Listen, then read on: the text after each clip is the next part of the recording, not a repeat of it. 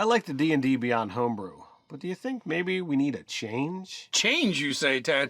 As in a transformation? Like perhaps we explore the top 10 transmutation spells for D&D Homebrew. I'm Nerdarchy Ted. I'm Nerdarchy Dave. Welcome to Nerdarchy, for nerds by nerds. Now let the transmutation spells fly. So if you're not familiar with our D&D Homebrew series where we discuss the top 10, basically we take a look at the most viewed videos. We figure those are the ones people are the most interested in. We go over the top 10 list, and then after we go over that list, we each pick our favorite for the list, or at least one we're interested in talking about. And then we discuss those particular spells. All right, that top 10 list is over on D&D. Most viewed for transmutation spells is Origami, Alum's Transmutation, Pocket Dimension, Leaf into Dagger, Permanency, Moment in Time, Control Earth, Infuse Magic, Ice Armor, Tree Meld. And also over on the website, you can find even more with a factor of 3. There's a series over there that Nerdarchy Doug's been doing for quite some time, and he picks the top 10 not by one method, not by 2 methods, but 3 methods. We can put a link down in the description to that as well. We will also put a link to D&D Beyond, to a list of those top 10s that we picked that you can check out over there as well, and you can decide what your favorites are. It's only fair to mention, D&D Beyond is a sponsor of Nerdarchy, and this video in particular, so power up your game with D&D Beyond. If you're looking for another way that you'd like to help out the channel to keep making awesome videos like this, as well as all the great content over on nerdarchy.com, why not come check us out on Patreon and support us over there. As a special thank you, receive rewards for DMs and players alike for 5e. We make drop-in encounters, magic items. We sometimes turn them into print and play magic item cards. We're making races, feats, spells, subclasses, you name it. We're probably making it over there. Not only that, you will get an opportunity to game with Nerdarchy in our monthly fan game. There will be a link in the description and one of these cards up here for a free download sampler. Try it before you buy it. All right, so the first one that I've pulled up is going to be Permanency. This is a 7th level spell. This is made by Jilster 4. It's a long one, so I'm going to get into the spell, but as the name implies, it makes things permanent, and there is a long list of spells that you can make permanent and the gold cost that you can go check out over on D&D Beyond if you like. 7th level spell, casting time is an hour, range area is self, components are verbal somatic material, duration is until dispelled, school is transmutation, there is no attack or save, and the damage effect, it can cause exhaustion when you cast it. The spell makes certain other spells of 5th level or lower last until permanency is dispelled. As part of the spell, you must expend all resources required to cast the spell you intend to affect, as well as materials worth an amount dependent on the spell you're affecting, see below. After casting permanency, you immediately gain 4 levels of exhaustion, and your spellcasting DC is reduced by 2 per level of exhaustion gained this way. The DC penalty lowers by 2 when a level of exhaustion is removed. The condition cannot be removed magically. Permanency has a few special qualities that it bestows upon the spell it targets. The spell's effects persist as long as permanency does, and so does the spell affected by permanency is not affected by the spell magic. Instead, the opposing caster can attempt to dispel the permanency associated with the spell. Spells with a concentration tag no longer require concentration. The spell you cast permanency on cannot affect more than one creature, even if the spell otherwise might be able to do so. The same spell cannot be permanently applied to the same target multiple times, even if it has different effects. If a spell targeted by permanency is of a spell school that matches your wizard school, if you have the wizard archetype, the material cost to cast permanency is halved. And then there is a long list of spells, levels 1 through 5, that you can wind up casting. Some of them go, as high as, 32,000 gold pieces to be able to cast. So it can be quite astronomical. But looking at this, I never played high-level casters, in the earlier editions where permanency was a legitimate thing. But I have friends that absolutely did and absolutely used that spell to glorious effects.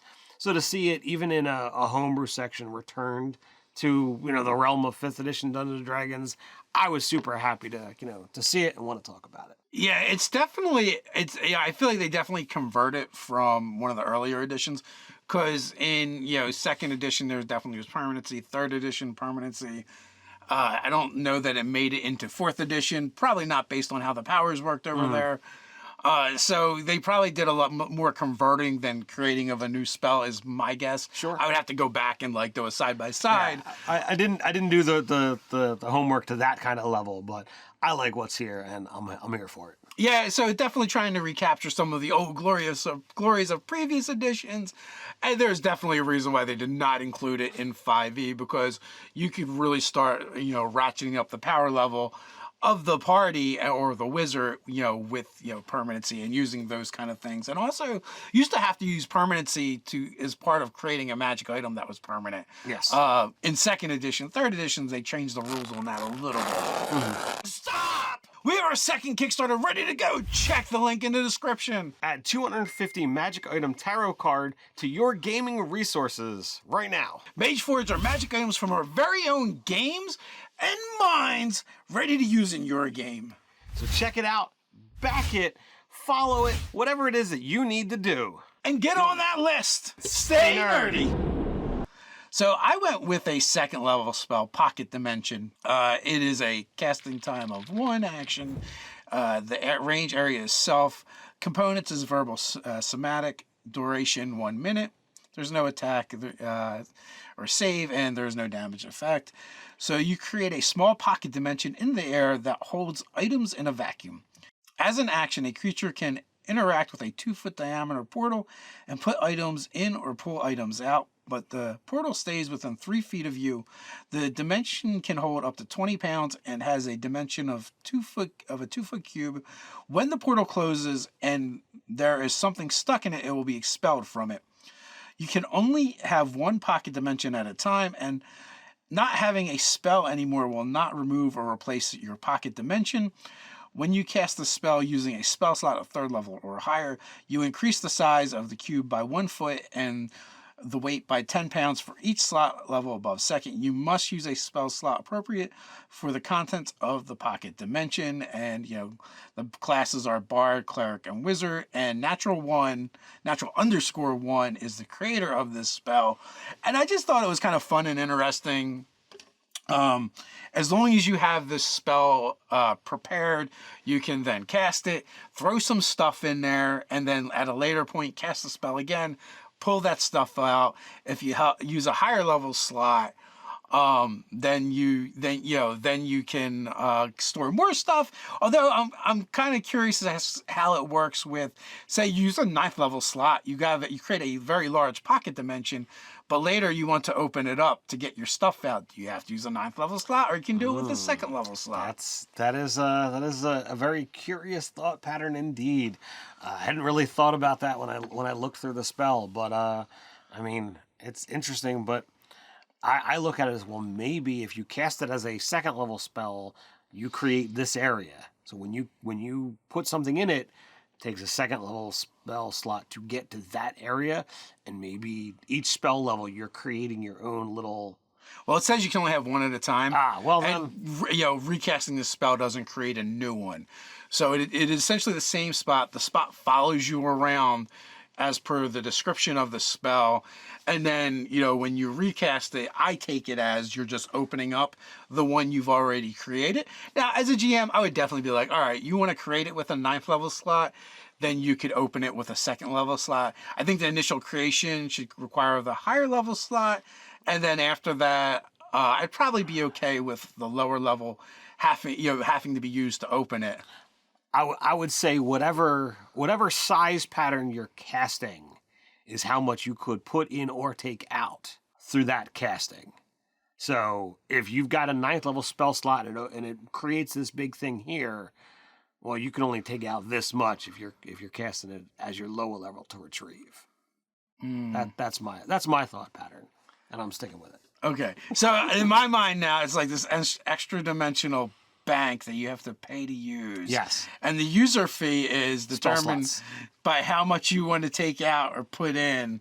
I I think they can both work. At the end of the day, it costs resources to do it. It's not like it's a ritual spell. It might also even work as a ritual spell, but might be a little bit strong for a ritual spell. Yeah, I would say it's probably strong for a ritual spell because essentially it'd be like, all right, I don't want to carry all of this treasure. I don't want to carry, all of my sleeping bag and tent and all this other stuff. I'm going to put it in here. And, 10 minutes before, I leave, I cast a spell, and everybody's stuff goes in. Okay, we march. And then, okay, 10 minutes. Okay, pull out all of the stuff and start setting up your camp. Doesn't cost you anything if you're ritualizing it. Yeah, for sure. And also, like, I'm curious to see, like, how players would use something like this in a game. It's like, oh, we have to trek through a desert. Well, I'm going to fill my extra dimensional space up with water. And then, when we rest, I cast the spell and everyone dips their cup in. I guarantee you the way it's going to be used is we sneak into dude's place, steal into the pocket dimension, close it, off we go. We don't have any of your stuff. Well, that's one of the ways for sure it's going to be used. Then they're going to do other things like, can I push the monster into this extra dimensional space that's a vacuum? Then I'm going to close it and let them suffocate. I feel like there's a lot of ways. Forget about monsters. That player character's annoying me into the pocket dimension. Doodles. Yeah, so there's definitely some room for abuse, but I just like it because it's like a utility spell. Where the players can be kind of creative. I like it as is. I would just set the parameters, and I would say like living creatures can't pass through, and that would stop the abuse of shoving monsters or characters in there. I'm not so sure I want to stop that. I mean, listen, it's only a 2-foot cubic space at second level, so I mean, 18-foot. At 9th level. Look, if you want to suffocate a really big monster and you want to spend a spell slot to do, and also figure out how you're going to get it in there. Like, I'm just picturing the barbarian and fighter pushing the Tarrasque, and like their arms are stretched out like a cartoon character with a doorway trying to not go through. There are plenty of tactical spells, abilities, and what have you of pushing and manipulating monsters or, foes. So trying to get them into a thing, I'm like, quick, close it. Or putting the vampire or lich in there, and they're like, oh man, I can never use this again.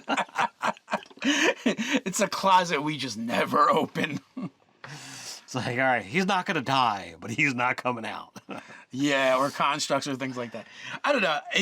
I picked it just because it amused me to be like, what would players do with this spell? I mean, I dig it. I think it does require, like let's hardcore, put it out there. I like it, and I find that there are way too many uses, and some good, some absolutely could be abused. Absolutely. But isn't that almost anything in D&D? What do you folks think? Would you allow these spells in your game? Are you using them? Have you made your own transmutation spells and put them over on D&D Beyond Homebrew? Let us know and share your thoughts and ideas with the Nerdarchy community down below. While you're down there, don't forget to do all those cool things like, share, subscribe. Even go ahead and make sure you click that notification bell so you don't miss a single video. Quick reminder, Mondays, Wednesdays, and Fridays, we drop new videos here on the channel, so come on back. But hey, you can't wait till then? No worries, we got you covered. You can check out our last top 10 homebrew we did for Necromancy up here. So until next time, stay nerdy.